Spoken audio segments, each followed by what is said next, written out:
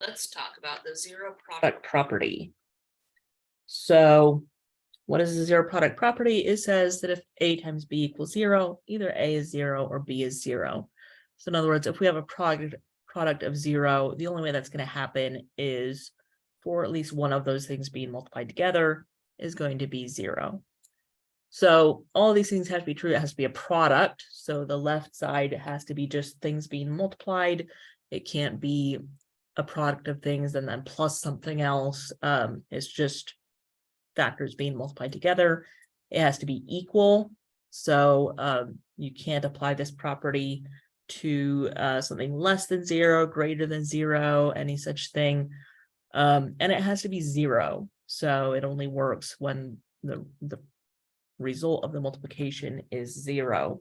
So an example, negative x squared times x plus 3 equals -9. You can't split that into negative x squared equals -9 and x plus 3 equals -9.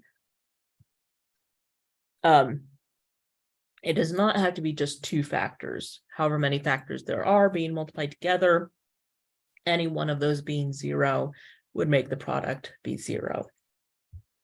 So basically, this allows us to split a factored expression equal to 0. We can then set each of those factors equal to 0, and it gives us a way to solve quadratic and higher power equations. So using the zero product property, if we have x times x plus 1 times x minus 2 equal to 0, so we have these three factors all being multiplied. There's nothing outside of the multiplication happening on that left side. It's equal to 0. So I can then apply the zero product property to say for this equation to be true, it'll happen if x is 0. It'll happen if x plus 1 comes out 0. It'll happen if x minus 2 comes out 0. The x equals 0. We already have, then don't need to do any more solving on that. X plus 1 equals 0 is true when x equals -1.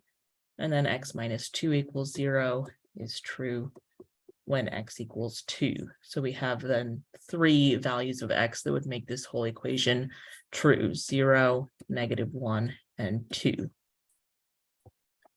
So that's the zero product property.